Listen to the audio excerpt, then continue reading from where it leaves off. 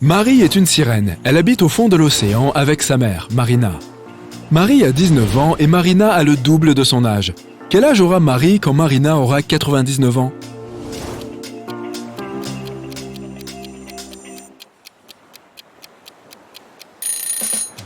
Elle aura 80 ans puisqu'elle a 19 ans de moins que sa mère.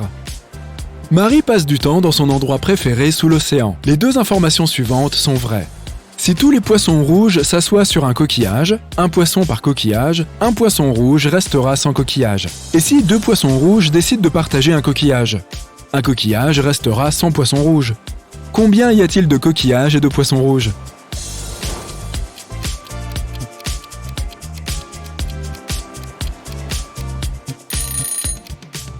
Il y a 4 poissons rouges et 3 coquillages. Marie a un crush sur Karl. Il est humain. À ton avis, c'est lequel de ces 3 hommes ?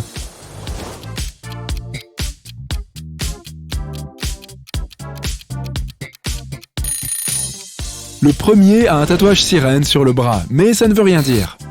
Le deuxième porte un collier en coquillage, mais ça veut peut-être simplement dire qu'il aime les bijoux.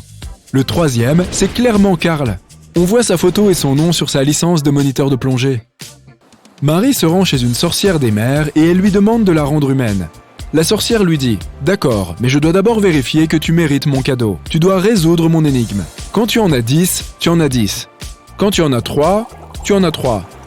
Et quand tu en as 1, tu n'en as pas. » De quoi s'agit-il ? Peux-tu donner un coup de main à Marie ?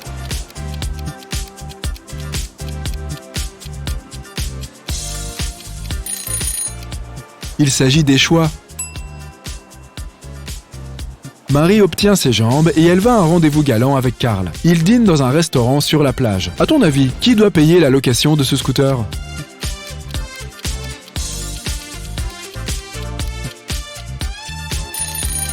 Marie, il n'y a que ces traces de pas qui mènent au scooter. C'est elle qui est arrivée avec ce véhicule. Karl est arrivé d'un autre côté. Karl et Marie marchent sur la rive et ils voient ces 4 hommes qui jouent dans le sable. Soudain, Karl panique et s'enfuit. Pourquoi ?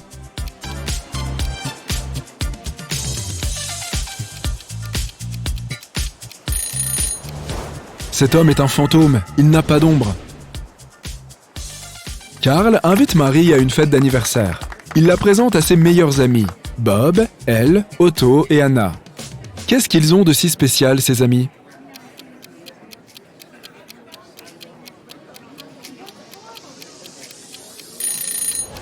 Ils ont tous des prénoms palindromes.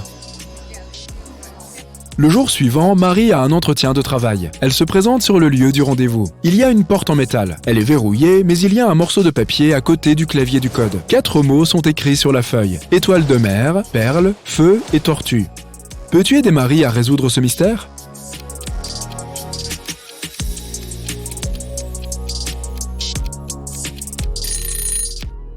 Toutes les choses de cette liste se trouvent dans l'eau, sauf le feu. Le mot de passe est donc feu. Pendant l'entretien, le responsable des ressources humaines montre à Marie 4 verres remplis d'eau et d'objets.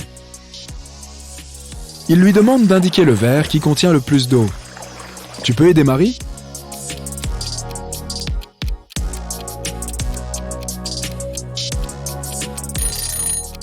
Le niveau de l'eau est apparemment le même dans tous les verres. Mais que se passe-t-il si on enlève les objets qu'il y a dedans ? C'est dans le verre qui contient le plus petit objet qu'il va y avoir le plus d'eau. Marie devrait donc choisir le deuxième verre. Marie obtient un poste de serveuse dans un restaurant. C'est son premier jour et un client s'en va sans payer l'addition. Le responsable lui dit « Ne t'inquiète pas, je le connais. » Il a 4 sœurs et il se cache probablement chez l'une d'entre elles. Le responsable n'est pas policier. Il ne peut pas faire irruption comme ça chez elles. Il regarde plutôt leur post récent sur Instagram. Sais-tu où se cache le voleur ?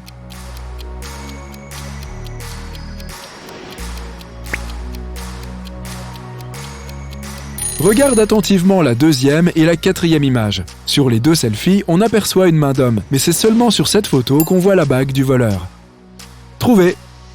Le jour suivant, 6 amis célèbrent leur anniversaire au restaurant. Ils boivent tous du punch à la cerise, sauf Kyle et Kitty. Ceux qui boivent le punch tombent malades 5 minutes plus tard. Marie appelle le médecin. Conclusion, quelqu'un a mis du poison dans le punch. Kyle et Kitty sont bien évidemment suspectés. On leur pose une seule question. Pourquoi avez-vous commandé d'autres boissons? Kitty répond. J'ai commandé du thé parce que je suis allergique aux fraises. J'ai tout de suite de l'urticaire si j'en mange. Kyle dit. J'ai un peu honte, mais je suis vraiment sans le sou en ce moment. J'ai pris du café parce que c'était moins cher. Qui ment?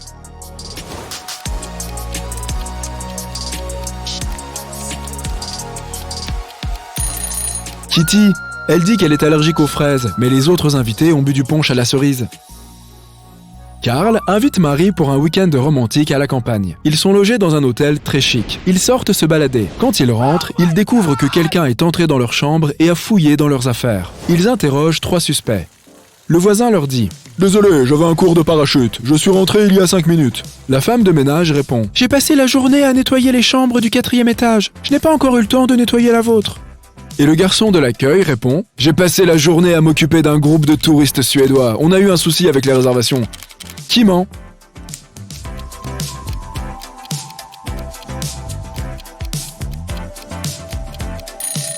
La femme de ménage. Il n'y a que 3 étages dans cet hôtel. Carl et Marie partent pour une balade en bateau. Ils sont surpris par un orage. Ils échouent sur une île déserte. Quelque temps après, poussés par la faim, ils partent à la recherche de quelque chose à manger. Ils ont 4 options. Un champ de maïs, un jardin de patates douces, des oranges de cet arbre ou des baies de ce buisson. Quel est le choix le plus sûr?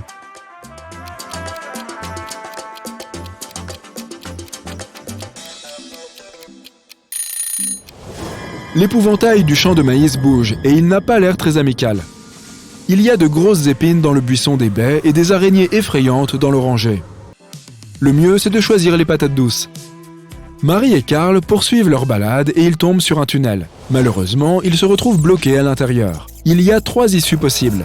Une famille de lions des montagnes se cache derrière la première porte. La deuxième porte mène à une pièce entièrement construite avec des loupes. Le soleil brûle immédiatement quiconque passe par là. Et il y a un marais plein de crocodiles derrière la 3e porte. Par où nos héros peuvent-ils s'enfuir?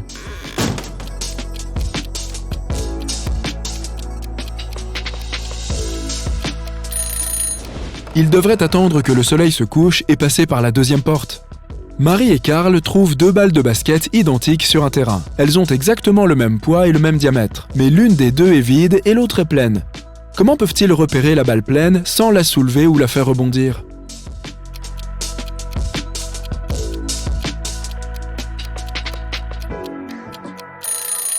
Ils devraient les pousser toutes les 2 du haut d'une montagne.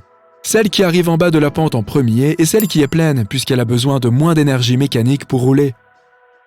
Soudain, la sorcière des mers apparaît et elle téléporte Marie et Carl dans un donjon. Il y a un étrange mot sur la porte.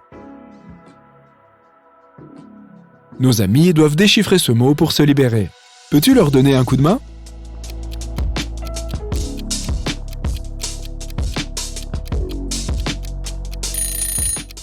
Il suffit de remplacer toutes les lettres par celles qui sont juste avant dans l'alphabet pour obtenir « toquer 3 fois ». Ils toquent 3 fois et la porte s'ouvre. Ils entrent dans un grand couloir avec 3 tunnels qui mènent à l'extérieur. Des léopards affamés attendent dans le premier tunnel. Dans le 2e tunnel, il y a une piscine pleine de piranhas. Impossible de survivre à ça. Et dans le 3e tunnel, il y a un ptérosaure qui crache du feu. Quelle est l'issue la moins dangereuse?